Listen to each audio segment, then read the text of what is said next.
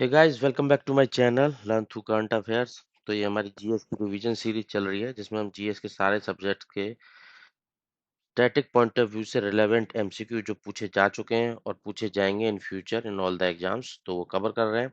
Polity का fourth lecture है ये। डेली शाम को 7 बजे अपलोड होता है चैनल पे। If you are a serious aspirant, join my channel and complete your journey as a successful with me. तो आज स्टार्ट करते हैं। आज का टॉपिक होगा sources of constitution. Indian constitution का कौन सा वाला पार्ट कहाँ से इंस्पायर्ड है, बोरोड है और कॉपीड है, जैसा भी आप समझना चाहो। ठीक है, तो स्टार्ट करते हैं first MCQ. Indian political system में व्हाट इज कंसिडर्ड सुप्रीम, मतलब इंडिया का जो पॉलिटिकल सिस्टम है उसके अंदर सुप्रीम किस चीज को माना जाता है। तो इंडियन कॉन्स्टिट्यूशन सिस्टम के अंदर constitution is supreme as it written and mentioned. ठीक है, तो इंडिया के पॉलिटिकल सिस्टम में क्या है, कॉन्स्टिट्यूशन को सुप्रीम माना जाता है। तो इसके अगेंस्ट में जो ब्रिटेन का सुपर कॉन्स्टिट्यूशन है, वो उसमें पार्लियामेंट को सुप्रीम माना जाता है। ठीक है, इंडिया का कॉन्स्टिट्यूशन में कॉन्स्टिट्यूशन सुप्रीम है और ब्रिटेन के कॉन्स्टिट्यूशन के अंदर पार्लियामेंट सुप्रीम है। ठीक है, नेक्स्ट आ जाते हैं। Concept of judicial review. Judicial review का कंसेप्ट किस कंट्री के कॉन्स्टिट्यूशन से इंडिया ने अडॉप्ट किया है। ठीक है, तो concept of judicial review India ने लिया है यूएसए से, यूनाइटेड स्टेट्स ऑफ अमेरिका के कॉन्स्टिट्यूशन से। देखो मैंने यहाँ पे एक्सप्लेनेशन भी दिया हुआ है आपकी अंडरस्टैंडिंग के लिए, कि जस्ट ऐसा नहीं कि मैं क्वेश्चन ही पढ़ा दूं, आंसर दे दूं, उसका कोई एक्सप्लेनेशन ना हो, उसकी कोई ऑथेंटिसिटी ना हो। उसके लिए मैंने एक्सप्लेनेशन भी प्रॉपरली अटैच किया है। जहां जहां पे मुझे जरूरत लगेगी कि हाँ भाई ये मुझे बताना चाहिए, वो भी मैं मेंशन करूंगा। और आप अगर इसका अच्छे से रिवाइज करना चाहते हैं मतलब ये सीरीज का, तो इसका मैं पीडीएफ का जो लिंक है ना वो डिस्क्रिप्शन में डालता ही हूँ। मेरे टेलीग्राम चैनल पर डायरेक्ट जाकर वहां से डाउनलोड कर सकते हैं और अच्छे से प्रैक्टिस कर सकते हैं। ठीक है, एग्जाम से पहले। तो इंडिया में ये जो पावर है जुडिशियल रिव्यू की, वो मेंशन्ड है आर्टिकल 13, 32 और 226 के अंदर। ठीक है, जिसमें मेंशन है कि सुप्रीम कोर्ट और हाई कोर्ट के पास पावर है स्ट्राइक डाउन एनी लॉ और एक्शन जो वायलेट करता है फंडामेंटल राइट और बेसिक स्ट्रक्चर ऑफ डॉक्ट्रिन को। ठीक है, ये तीनों आर्टिकल के अंदर ये मेंशन है। नेक्स्ट आ जाता है जो फंडामेंटल राइट है, उसका कॉन्सेप्ट इंडिया के कॉन्स्टिट्यूशन में किस कंट्री से बोरो किया गया है। ठीक है, ये मैंने क्वेश्चन आपको लास्ट फंडामेंटल राइट्स में भी पढ़ाया था और अभी भी बता दे रहा हूँ। तो फंडामेंटल राइट्स का concept United states of America से लिया गया है और यूएसए के कहाँ से लिया गया है, बिल ऑफ राइट्स से लिया गया है। ठीक है, और फंडामेंटल राइट किस पार्ट 3 के अंदर मेंशन्ड है, आर्टिकल 12 से 35 के अंदर। ठीक है, और उसके लिए सिटीजन डायरेक्टली अप्रोच करता है सुप्रीम कोर्ट और हाई कोर्ट को enforcement of this rights. Next आ जाते हैं DPSP, directive principle of state policy. Indian constitution के अंदर किस कॉन्स्टिट्यूशन से बोरो किए गए हैं। डीपीएसपी, देखो शब्द सुनते जाना, लिखते जाना, मेन पॉइंट्स में हाईलाइट करता जाऊंगा, वही एक एमसीक्यू होते हैं हर एग्जाम्स के अंदर। ठीक है, डीपीएसपी मेंशन जो इंडियन कॉन्स्टिट्यूशन के अंदर है उनको बोरो किया गया है आयरलैंड कॉन्स्टिट्यूशन से। ठीक है, तो डीपीएसपी इंडिया के कॉन्स्टिट्यूशन में पार्ट 4 में आते हैं, आर्टिकल 36 टू 51। ये भी एक क्वेश्चन है कि डीपीएसपी कॉन्स्टिट्यूशन के किस पार्ट में मेंशन है, पार्ट 4 कहां से किस आर्टिकल तक जाता है, आर्टिकल 36 टू 51। ये भी क्वेश्चन आता है। ठीक है, ऐसा नहीं कि जस्ट मैं जो एक क्वेश्चन ये मेंशन कर दिया हूँ भाई यही पढ़ना है, इससे ज्यादा पढ़ना ही नहीं है। भाई ये भी एक क्वेश्चन है, ये भी दो क्वेश्चन है जो आए हुए हैं कि पार्ट 4 में आता है डीपीएसपी और आर्टिकल 36 टू 51।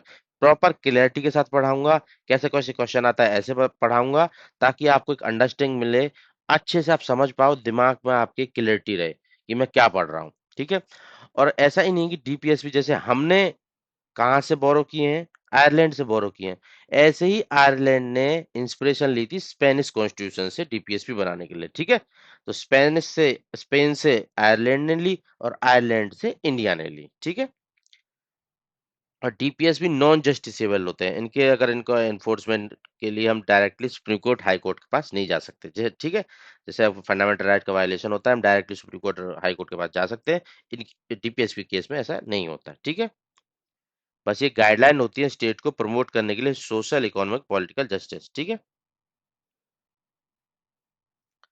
तो अभी तक रिमेंबर करने के लिए आयरलैंड से डीपीएसपी लिए गए हैं, यूएसए से फंडामेंटल राइट और जुडिशियल रिव्यू लिया गया है, और यूके से parliamentary system rule of law लिया गया है। ठीक है, ये पढ़ाया नहीं है अभी, इसके क्वेश्चन मैंने कवर कर लिए।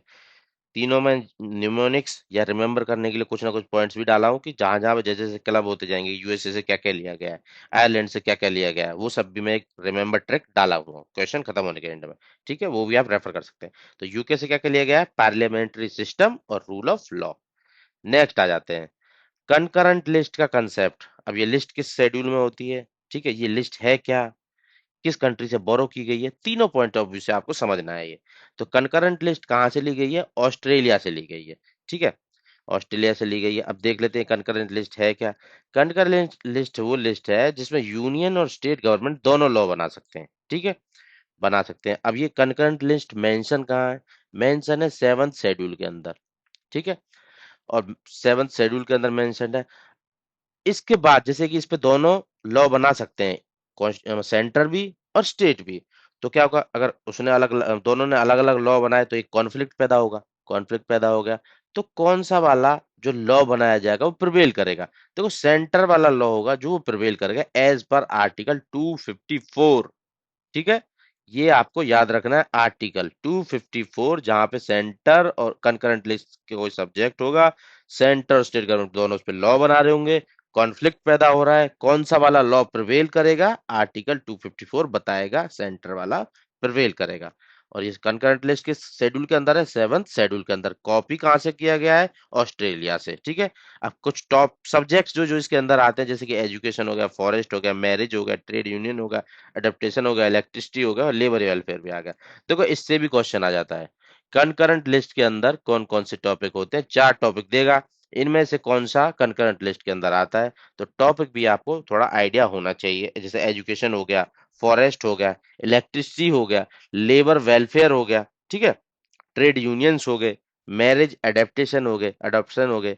तो ये सब कंकरेंट लिस्ट के अंदर आते हैं। ठीक है, तो ट्रिक अभी तक ऑस्ट्रेलिया से कंकरेंट लिस्ट दे गया है, कनाडा से स्ट्रॉन्ग सेंटर यूनियन लिस्ट वाला कॉन्सेप्ट लिया गया है। ठीक है, जैसे कंकरेंट लिस्ट ऑस्ट्रेलिया से लिया गया है, उसी तरीके से यूनियन लिस्ट वाला कंसेप्ट कनाडा से लिया गया है, साथ ही साथ स्ट्रॉन्ग सेंटर वाला ओपिनियन। ठीक है, नेक्स्ट आ जाते हैं फंडामेंटल ड्यूटीज। कॉन्स्टिट्यूशन के अंदर जो मेंशन है किस कंट्री से बोरो की गई है। ठीक है, तो फंडामेंटल ड्यूटी बोरो की गई यूएसएसआर से, United union of Soviet socialist Republic से कॉपी की गई है। ठीक है, fundamental duties. Fundamental right USA से, डीपीएसबी आयरलैंड से, और ये फंडामेंटल ड्यूटीज रसिया यूएसएसआर से। ठीक है, तीनों क्लियरिटी होनी चाहिए अच्छे से, कहाँ कहाँ से क्या में को बोरो किया गया है। तो और इनको ऐड कैसे किया गया, जो फंडामेंटल ड्यूटी थी, जो हमारे कॉन्स्टिट्यूशन जब इनएक्ट एनफोर्स किया गया था 1950 50 में, तो उस टाइम पे फंडामेंटल ड्यूटी नहीं थी मेंशन इंडियन कॉन्स्टिट्यूशन के अंदर। इनको मेंशन किया गया था, ऐड किया गया था 42nd अमेंडमेंट, जिसको मिनी कॉन्स्टिट्यूशन भी बोलते हैं, 1976 में, ऑन द रिकमेंडेशन ऑफ स्वर्ण सिंह कमेटी। देखो ये भी दो क्वेश्चन है, मैं जहां जहां बोल रहा हूँ वहां वहां आपको नोट डाउन करना है। फंडामेंटल ड्यूटीज जब कॉन्स्टिट्यूशन को इनेक्ट किया गया था 1950 में, तब हमारे कॉन्स्टिट्यूशन के अंदर मेंशन नहीं थी, इनको इंक्लूड किया गया था 47th अमेंडमेंट 1976 में, ऑन द रिकमेंडेशन ऑफ स्वर्ण सिंह कमेटी। कमेटी का नाम पूछेगा और किस कॉन्स्टिट्यूशन अमेंडमेंट के थ्रू ऐड किया गया था उसका नाम भी पूछ सकता है। ठीक है, इसके बाद एक और क्वेश्चन आएगा, जब पहली बार फंडामेंटल ड्यूटीज को इंक्लूड किया गया था तब कितनी ड्यूटीज थी, 10 थी भाई। बाद में एक और 11th ड्यूटी को इंक्लूड किया गया था जब 86th अमेंडमेंट आया था। कल ही मैं आपको बताया था जब मैं फंडामेंटल राइट्स बता रहा था 20 आर्टिकल 21A के अंदर, कि जब 86th अमेंडमेंट किया गया था उससे तीन जगह चेंजेस लाए गए थे, फंडामेंटल राइट्स में भी, डीपीएसपीज में भी, और फंडामेंटल ड्यूटीज में भी। ठीक है, तो ये फंडामेंटल ड्यूटीज का आज हो गया है, फंडामेंटल राइट्स का मैं ऑलरेडी आपको बता चुका हूँ। और डीपीएसपी का मैं बता देता हूँ, उसमें भी आर्टिकल 45 के अंदर कुछ चेंजेस किए गए थे। क्वेश्चन जब आएगा और क्लियरिटी करूंगा डीपीएसपी में। ठीक है, और ये आर्टिकल 51 के अंदर आती है फंडामेंटल ड्यूटीज पार्ट 4A के अंदर। ठीक है, फेडरल सिस्टम, जो फेडरल सिस्टम गवर्नमेंट का है वो किस कंट्री से लिया गया है।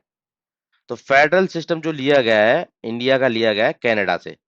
मतलब इसमें जो फेडरेशन जो फॉलो कर रहा है ना गवर्नमेंट, वो कनाडा वाला फॉलो कर रहा है, जिसमें क्या है कि एक तरीके से स्ट्रॉन्ग सेंटर वाली एक टेंडेंसी है, federation with strong centre.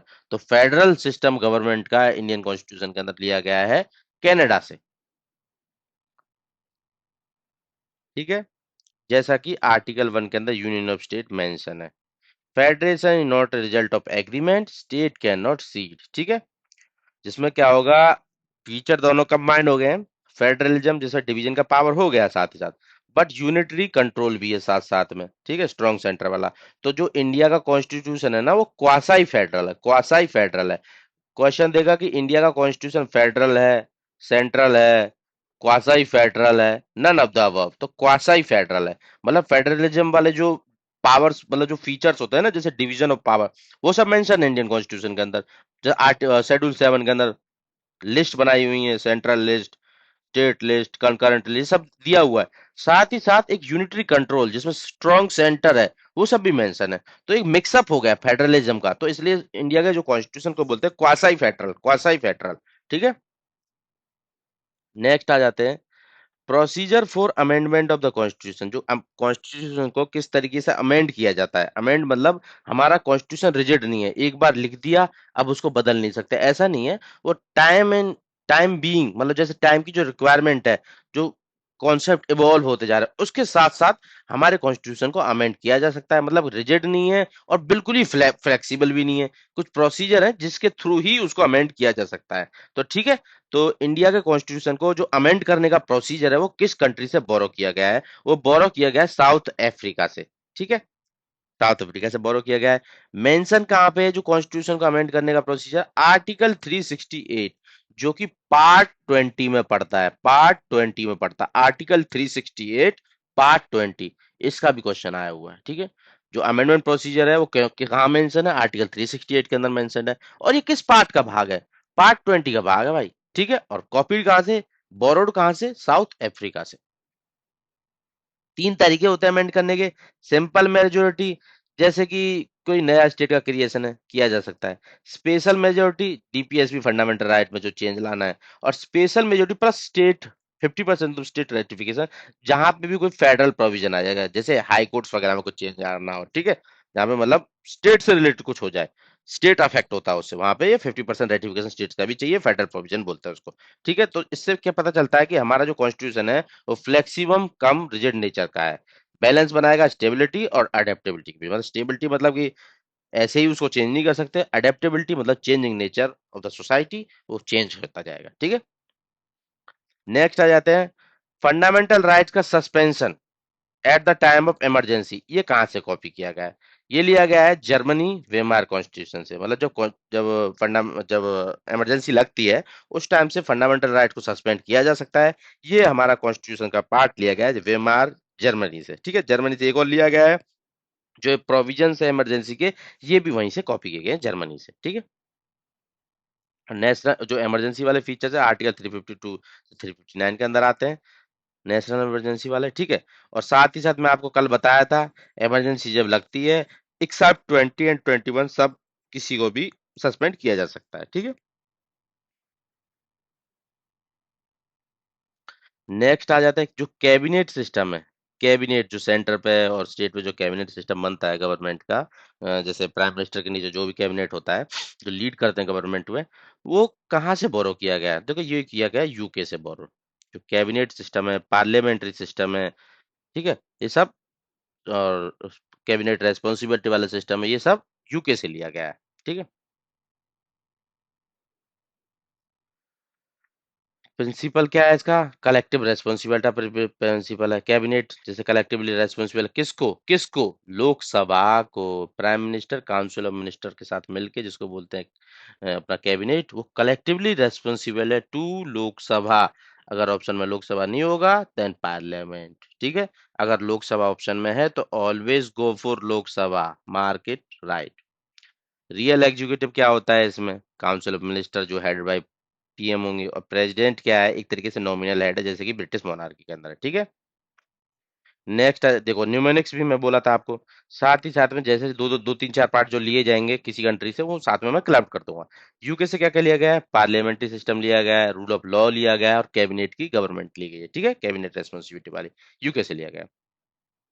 Next आ जाते हैं रूल ऑफ लॉ। लॉ के अकॉर्डिंग ही कंट्री चलेगी। ये किस कंट्री के कॉन्स्टिट्यूशन से लिया गया है? ये लिया गया यूके से। तो एक और लिस्ट में ऐड हो गया यूके से। कैबिनेट वाला था ऑलरेडी, पार्लियामेंट्री सिस्टम था ऑलरेडी, और साथ ही अपना रूल ऑफ लॉ, जैसा कि मैं यहाँ पे राइट डाउन किया था, ये कहाँ से लिया गया है? यूके से। ठीक है, मतलब रूल ऑफ लॉ क्या है कि लॉ से ऊपर कुछ भी नहीं है, सब कुछ लॉ के अकॉर्डिंग चलेगा, नॉट इवन है कोई भी मेंबर हो, कोई रूल ऑफ लॉ से ऊपर नहीं है। ठीक है, आर्टिकल 14 के अंदर मेंशन है सब कुछ। Concept of independence of judiciary, judiciary की इंडिपेंडेंस और सेपरेशन ऑफ पावर, पावर कैसे सेपरेट है थ्री ऑर्गन्स के बीच में, जुडिशरी, एग्जीक्यूटिव, लेजिस्लेचर। ये किस कंट्री के कॉन्स्टिट्यूशन से बोरो किया गया है? ये बोरो किया गया है यूएसए के कॉन्स्टिट्यूशन से, यूनाइटेड स्टेट्स ऑफ अमेरिका के कॉन्स्टिट्यूशन से। ठीक है, जुडिशरी की इंडिपेंडेंस और separation of power between the three organs.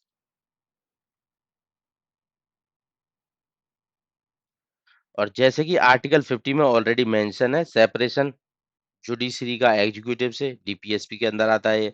और आर्टिकल 124 से 147 सुप्रीम कोर्ट, और 214 से 231 rest other courts provided independent judiciary, high courts वगैरह। ठीक है, ये इंडिपेंडेंस के बारे में बात कर रहे हैं। तो यूएसए से क्या क्या लिया गया है? Separation of power, judicial review, independence of judiciary, और फंडामेंटल राइट्स, अभी तक जैसा कि मैं आपको सारे क्वेश्चंस के थ्रू बता पाया हूँ। ठीक है, method of election of president, president का जो इलेक्शन होता है उसके लिए जो मेथड फॉलो किया जाता है, वो किस कंट्री के कॉन्स्टिट्यूशन से बोरो किया गया है? तो ये बोरो किया गया आयरलैंड से। देखो, आयरलैंड की लिस्ट में एक और ऐड हो गया। डीपीएस में ऑलरेडी आपको बताया हुआ था, आयरलैंड से लिया हुआ था हमने। अब जो प्रेसिडेंट का जो मेथड होता है ना, इलेक्शन का मेथड का नाम क्या है, वो भी मैं आपको बताऊंगा, रुकिए। Proportional representation by single transferable of vote, STV जिसको बोलते हैं, वो जो मेथड है प्रेसिडेंट के इलेक्शन का, वो आयरलैंड से लिया गया है। अब मेथड क्या है? इसमें जो इलेक्शन के जो इलेक्ट करने के लिए प्रेसिडेंट को कौन कौन वोट करता है, ठीक है, all the elected member of parliament plus elected member of UTs, जहां जहां पे लेजिस्लेचर प्रेजेंट है, ठीक है, एंड स्टेट्स, मतलब सारे के सारे elected MPs and MLAs will go for the election of president, जो कि एक कॉन्सेप्ट है हमने आयरलैंड से बोरो किया है। ठीक है, एज सिंपल जितना मैं आपको समझा सकता हूँ। मेथड क्या था? इनडायरेक्ट इलेक्शन था एक तरीके से। क्वेश्चन ये भी आता है कि इनडायरेक्ट होता है, डायरेक्ट होता है, या कोई और तीसरा तरीका होता है। ठीक है, सिंगल ट्रांसफरेशन वोट वाला, प्रोपोर्शनल रिप्रेजेंटेशन वाला मेथड, ठीक है, आयरिस से लिया गया है। और जो इलेक्शन है प्रेसिडेंट का, वो किस आर्टिकल के अंदर मेंशन है? ऐसे भी क्वेश्चन आता है 54, याद रखना है ये दिमाग में। ऐसे सिंपल क्वेश्चन भी आ जाते हैं डायरेक्टली क्वेश्चन। आप इतना सारा कंसेप्ट पढ़ के जाओगे, वो जस्ट पूछ लेगा कि इलेक्शन ऑफ प्रेसिडेंट किस आर्टिकल के अंदर मेंशन, खत्म। वहीं पे चकरा जाओगे, आंसर याद ही नहीं आएगा। ये पता होगा कि कहाँ से शुरू होता है 52 से कहाँ तक जाता है, पर ये पता नहीं होगा भाई साहब कि किस आर्टिकल के अंदर इलेक्शन मेंशन है। आर्टिकल 54 दिमाग में बैठा के रखना। ठीक है, कॉलेज क्या है इसके लिए जो इलेक्ट करते हैं इसको? Elected member of both house of parliament, साथ ही साथ स्टेट और यूटीज के जहां जहां पे लेजिस्लेटिव असेंबली, जहां मतलब एमएलए प्रेजेंट है। ठीक है, MPs and MLA all the elected. ठीक है, तो आयरलैंड से भी क्या है? प्रेसिडेंट सिलेक्शन का मेथड और टीपीएसपी। ठीक है, एक निमोनिक हो गया। नेक्स्ट आ जाते हैं, जॉइंट सिटिंग वाला कॉन्सेप्ट है, वो किस मतलब इंडियन कॉन्स्टिट्यूशन के अंदर कहाँ से बोरो किया गया है? देखो, जॉइंट सिटिंग पहले तो ये पता होना चाहिए कहाँ कहाँ पे प्रोबेबल है, कहाँ पे हम ऑर्गेनाइज करा सकते हैं। क्यों किया जाता है जॉइंट सिटिंग? जब डेडलॉक हो जाता है किसी बिल को लेके, फाइनल सॉल्यूशन पे नहीं आ पा रहे, तो उस केस में जॉइंट सिटिंग हो सकती है। बट जब भी कॉन्स्टिट्यूशनल अमेंडमेंट की बात होगी, वहां पे कभी भी जॉइंट सिटिंग नहीं हो सकती। ये भी क्वेश्चन आया हुआ है, ये भी मैं आपको यहीं बता दे रहा हूँ। ठीक है, और जॉइंट सिटिंग किस कंट्री के कॉन्स्टिट्यूशन से बोरो की गई है? इंडियन गवर्नमेंट के अंदर, इंडियन कॉन्स्टिट्यूशन के अंदर यह की गई है ऑस्ट्रेलियन कॉन्स्टिट्यूशन से, एक तरीके से बोरो। ठीक है, तरीका मैं आपको बता ही दिया था। और जो ये प्रोविजन है किस आर्टिकल के अंदर आता आता आर्टिकल 108 के अंदर, ये भी आपको मेंशन डाउन कर लेना है। ठीक है, not for constitution amendment bill, ऐसा मैं आपको बताया ही था। और एक और क्वेश्चन, सॉरी मैं भूल गया था, अभी मैं जैसे देखा हूं तो मेरे को क्लिक किया है। जो ज्वाइंट सिटिंग होगी अपने लोकसभा राज्यसभा के बीच में, तो उस केस में जो उसको प्रिसाइड करेगा वो कौन करेगा? प्रिसाइड किया जाता है स्पीकर ऑफ लोकसभा के द्वारा। ये भी एक क्वेश्चन है, ये भी आता है बार बार एग्जाम में। और ज्वाइंट सिटिंग को सम्मन करने की पावर किसके पास है? प्रेसिडेंट के पास है। ये भी क्वेश्चन है। ठीक है, क्वेश्चन सारे मेंशन करते जा रहा हूं, सुनना समझना आपकी कैपेबिलिटी और आपके इंटरेस्ट पे है।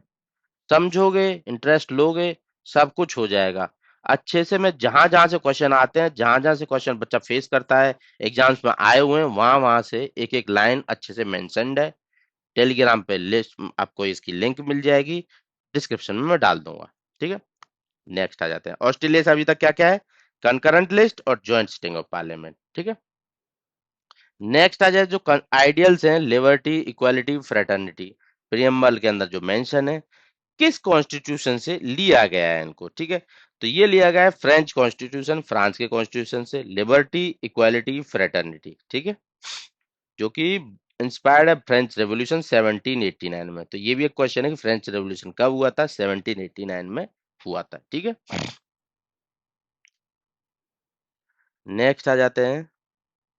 मतलब ये भी हो सकता है कि जो ऐसे भी क्वेश्चन पूछा जा सकता है कि जो लिबर्टी, इक्वालिटी, फ्रेटर्निटी वाला जो कॉन्सेप्ट है, हमने ठीक है हमने फ्रांस से ये कॉपी किया है, पर ये मेंशन कहाँ पे है? ये मेंशन है प्रियम्बल में, याद रखना भैया। ठीक है, प्रियम्बल के अंदर मेंशन है। पता चला आर्टिकल ढूंढते जाओ। Method of election of member of Rajya Sabha, council of states जिनको बोलते हैं, उनके जो मेंबर होते हैं राज्यसभा के, उनका इलेक्शन, ना कि नॉमिनेशन। इलेक्शन, नॉमिनेशन का कहीं और दूसरी कंट्री से है, और जो इलेक्ट होके आते हैं, चाहे वो इनडायरेक्टली वे से इलेक्ट होके आए, वो किसी और कंट्री से कॉपी किया गया है। तो दोनों क्वेश्चन इसमें इंक्लूडेड है प्ले लिस्ट में। जो इलेक्शन वाला कंसेप्ट है राज्यसभा के मेंबर्स का, वो लिया गया है साउथ अफ्रीका से। ठीक है, नॉमिनेशन वाला है, वो लिया गया है आयरलैंड से। ठीक है, इलेक्ट होके जो राज्यसभा में आएगा, साउथ अफ्रीका से बोरो किया गया है कॉन्सेप्ट। और कॉन्सेप्ट क्या है? Proportional representation by single transfer of vote. ठीक है, इनडायरेक्ट इलेक्शन मेथड है, और सेम जिस प्रेसिडेंट का होता है। ठीक है, मतलब तरीका। और क्या बोलते हैं, जो इलेक्शन का मेथड साउथ अफ्रीका से, नॉमिनेशन आयरलैंड से। ठीक है, आयरलैंड वाली लिस्ट अपडेट कर लेना। और जो मेंबरशिप, मतलब जो राज्यसभा कंपोजिशन है, जो आर्टिकल 80 के अंदर मेंशन है। ठीक है, कितने मेंबरशिप, 250 में से कितने नॉमिनेटेड होते हैं? 12। और कितना इलेक्टेड होके आ सकते हैं? 30, तो 230 है। ठीक है, और अभी एग्जैक्ट कॉम्पोजिशन कितनी है? 245 के अराउंड है शायद। 233 इलेक्ट होके आते हैं और 12 नॉमिनेट होके आते हैं। ठीक है, ये भी आपको पता होना चाहिए। साउथ अफ्रीका से क्या क्या है अभी तक? इलेक्शन ऑफ राज्यसभा मेंबर और अमेंडमेंट वाली प्रोसीजर। ठीक है, 368 वाली। नेक्स्ट आ जाता है procedure established by law. Law ने जो प्रोसीजर स्टेब्लिश कर दी, उसको फॉलो करना पड़ेगा। ठीक है, ये कहां से बोरो किया गया है? ये बोरो किया गया था जापान से, बट अभी अभी इंडियन कॉन्स्टिट्यूशन के अंदर ऐसा नहीं है। मतलब एक चेंज आया है मेनका गांधी वाले केस के बाद। देख लेते हैं वो भी। ये procedure establish by law article 21 के अंदर, मतलब वहां से रिलेट करती है। जापान से लिया गया है कॉन्सेप्ट। तो इसमें क्या बोलता है कि किसी को भी डिप्राइव किया जा सकता है। ठीक है, किसी को भी डिप्राइव किया गया है लाइफ एंड लिबर्टी से, according to procedure establish by law. But इसके अगेंस्ट में अमेरिका का जो कॉन्सेप्ट है ड्यू प्रोसेस ऑफ लॉ, मतलब लॉ की भी वैलिडिटी चेक की जा सकती है। आप ऐसे ही किसी को डिप्राइव नहीं कर सकते लाइफ एंड पर्सनल लिबर्टी से, अगर वो law is violating fundamental right. ठीक है, तो ये वाला कंसेप्ट आया था Maneka Gandhi versus union of India 1978 में, जिसमें सुप्रीम कोर्ट ने एक्सप्लेन किया था, एक्सपेंड कर दिया था आर्टिकल 1 के एम्बिट को। बताया था कि जो प्रोसीजर एस्टेब्लिश बाय लॉ है, अगर वो फेयर, जस्ट, अनरीजनेबल है, तभी उसको फॉलो किया जाएगा, अदरवाइज ड्यू प्रोसेस वाला लॉ लग जाएगा। जिससे कि हमारा जो कंसेप्ट है ना, जो जापान से लिया गया था, मोर और लेस उसमें तो एक चेंज आके हम यूएस के concept due process of law की तरफ चले गए हैं। ठीक है, 1978 के बाद। बट क्वेश्चन आएगा प्रोसीजर एस्टेब्लिश बाय लॉ कहां से लिया गया है? जापान, आपको मार्क कर देना। ठीक है, नेक्स्ट आ जाते हैं। अब यहाँ पे न्यूमेरिक्स बनाया हुआ, procedure establish by law Japan से, ड्यू प्रोसेस ऑफ लॉ और जुडिशियल रिव्यू यूएसए से, ठीक है, इंडिया ने। वाइस प्रेसिडेंट का जो ऑफिस है वो किस कंट्री से लिया गया है? यूएसए के अंदर होता है प्रेसिडेंट वाइस प्रेसिडेंट, वहीं से लिया गया है, ठीक है। और सेम जैसे कि दोनों केस में होता है, एक्स ऑफिशियल चेयरमैन होते हैं ये अपर हाउस के, और प्रेसिडेंट की तरह काम करते हैं एब्सेंस और डेथ में, ठीक है। जो इंडिया का वाइस प्रेसिडेंट इलेक्शन है वो मेंशन है अंडर आर्टिकल 66 जैसे कि 54 में प्रेसिडेंट का था, ऐसे ही वाइस प्रेसिडेंट का 66 के अंदर, ठीक है। और यहाँ पे जो वाइस प्रेसिडेंट का जो इलेक्शन होता है उसमें इलेक्टेड मेंबर की कोई जरूरत नहीं है। इसमें क्या होता है कि ओनली पार्लियामेंट के सारे मेंबर, इलेक्टेड भी और नॉमिनेटेड भी, इलेक्ट करके इनको प्रेसिडेंट को चूज करते हैं, ठीक है। इसमें ना तो ऐसा कोई कॉन्सेप्ट है कि इलेक्टेड मेंबर ही ओनली वोट कर सकते हैं इनके इलेक्शन में, ना ही यहाँ पे स्टेट और यूटीज वाले इलेक्टेड मेंबर आते हैं। यहाँ पे बस पार्लियामेंट आता है, टोटली कंप्लीट पार्लियामेंट, खत्म बात, नॉमिनेटेड भी और इलेक्टेड भी, ठीक है। डिफरेंस भी आपको पता चल गया होगा प्रेसिडेंट और वाइस प्रेसिडेंट के इलेक्शन के बीच में। तो यूएसए से अभी तक क्या हो गया, vice president, judicial review, separation of power, fundamental rights, ठीक है। रिपब्लिक, ये वाला कंसेप्ट जो प्रियम्बल के अंदर मेंशन्ड है, ये कहाँ से लिया गया है? तो रिपब्लिक लिया गया है फ्रांस से। रिपब्लिक मतलब जो हेड होगा गवर्नमेंट, मतलब उसका अपने कंट्री का, ऐसे नॉमिनल हेड प्रेसिडेंट वगैरह, ये सब कौन चूज करेगा इसको? रिपब्लिक मतलब पब्लिक द्वारा चुना हुआ। तो ये कंसेप्ट लिया गया है फ्रांस से, ठीक है। ये डायरेक्ट मेथड भी हो सकता है, इनडायरेक्ट मेथड भी हो सकता है, ठीक है। हेड ऑफ स्टेट के बारे में बात करता है कंसेप्ट रिपब्लिक का, ना कि हेड ऑफ गवर्नमेंट, ठीक है। थोड़ा यहाँ भी ध्यान रखना, जो रिपब्लिक वाला कंसेप्ट है वो हेड ऑफ स्टेट के बारे में, मैं प्रेसिडेंट बोला था तो आपको समझ ही आना चाहिए था कि हेड ऑफ स्टेट के बारे में बात कर रहे हैं, ना कि हेड ऑफ गवर्नमेंट, ठीक है। हेरिडिटरी नहीं होगा, रिपब्लिक मतलब पब्लिक के द्वारा चुना हुआ, या तो डायरेक्ट इलेक्शन होगा या इनडायरेक्ट इलेक्शन होगा। इंडिया के अंदर होता है प्रेसिडेंट के लिए डायरेक्ट वोटिंग नहीं होती है, याद रखना, कि पब्लिक जाके वोट नहीं कर रही है, पब्लिक ने जो ऑलरेडी चूज किए हुए हैं। पहले ही मैं बताऊंगा आपको इलेक्शन कैसे होता है प्रेसिडेंट का, कि elected member of parliament plus state and UTs voting के लिए जाते हैं, तरी मेथड आपको मैं बताया था कहाँ से कॉपी किया हुआ है, ठीक है। तो उस तरीके से ये कंसेप्ट ऑफ रिपब्लिक, जिसमें डायरेक्ट भी इलेक्ट हो सकता है हेड ऑफ द स्टेट और इनडायरेक्ट भी इलेक्ट हो सकता है, वो लिया गया है फ्रांस से, ठीक है।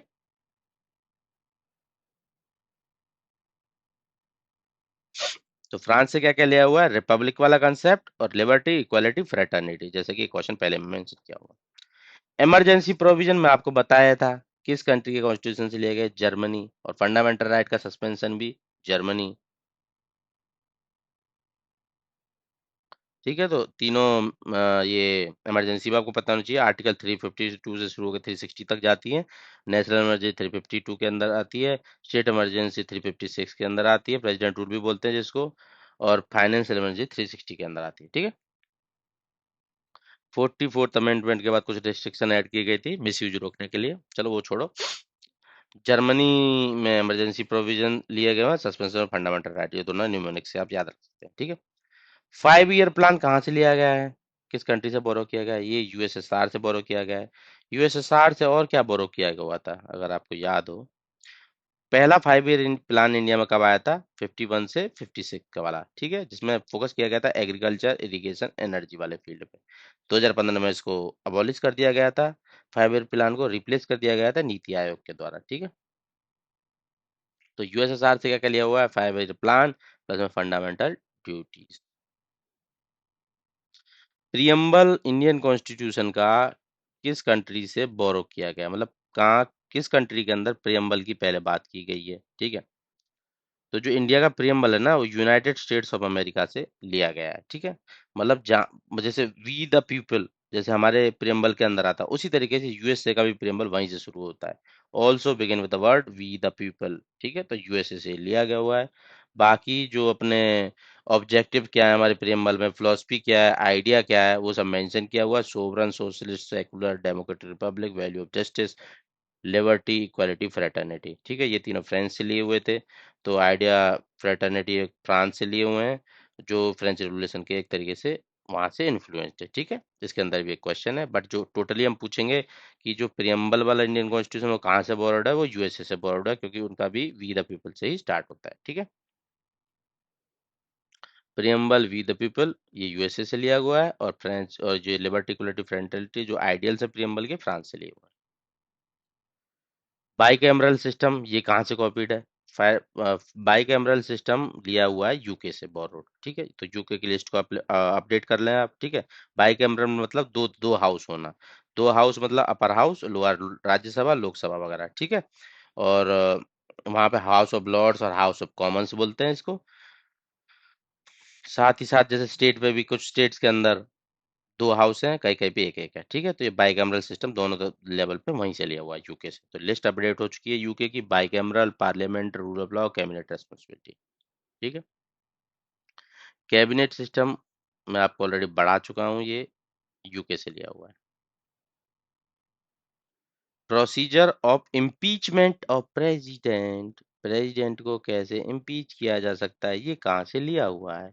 लिया हुआ है यूएसए से, यूनाइटेड स्टेट्स ऑफ अमेरिका से, इम्पीचमेंट का प्रोसीजर प्रेसिडेंट का। ठीक है, आर्टिकल 61 के अंदर मेंशन है, इंडिया के इलेक्शन 54 में थे, इम्पीचमेंट 61 में है। ठीक है, यूएसए से बोरोड है। और किस बेसिस पे इनको इम्पीच किया जाता है? Only on the basis of violation of constitution. Only one ground, violation of the constitution.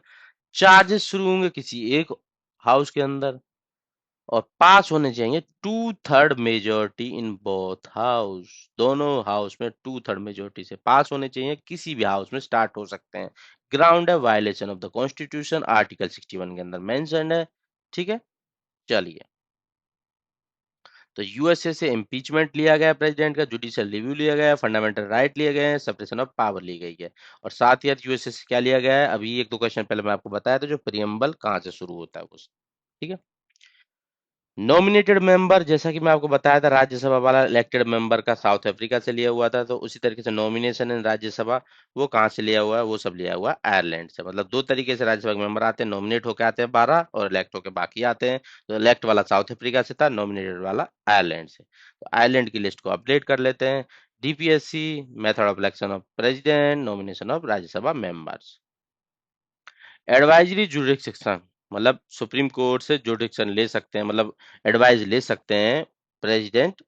तो ये किस कंट्री के कॉन्स्टिट्यूशन से बोरो किया गया है? ये किया गया है कनाडा के कॉन्स्टिट्यूशन से। ठीक है, कनाडा के कॉन्स्टिट्यूशन से इंस्पायर्ड है कि एडवाइस लेना सुप्रीम कोर्ट से बाय प्रेसिडेंट। ठीक है, तो इस केस में क्या होता है कि कॉन्स्टिट्यूशन से मतलब एक तो किसी बेस्ड ऑन कोई फैक्ट से रिलेटेड, या फिर कोई क्वेश्चन ऑफ कॉन्स्टिट्यूशन उससे रिलेटेड एडवाइजरी ओपिनियन लिया जा सकता है। बट जो ओपिनियन होता है ना सुप्रीम कोर्ट का, वो बाइंडिंग नहीं होता है, एडवाइजरी नेचर में होता है। ठीक है, लॉ ऑफ फैक्ट और पब्लिक इंपोर्टेंस मैटर पे जुरिडिक्शन लिया जा सकता है उनका। ठीक है, ये कनाडा से लिया गया कंसेप्ट।